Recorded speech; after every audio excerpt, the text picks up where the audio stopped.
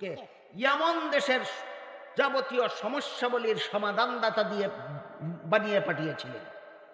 ইয়ামনের মুফতি, ইয়ামনের কাজী, ইয়ামনের বিচারক বানিয়ে হযরত মুআজকে ইয়ামন পাঠিয়েছিলেন। মুআজ নবীর প্রিয় সাহাবী।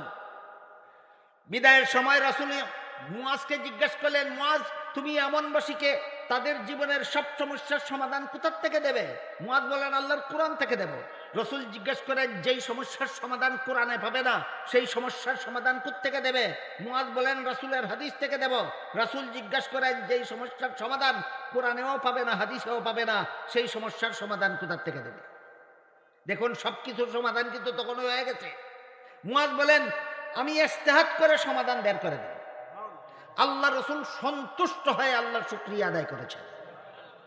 এবার বলুন, কার ইজতিহাদগত সমাধান মেনে চলার জন্য রাসূল ইয়ামানবাসীকে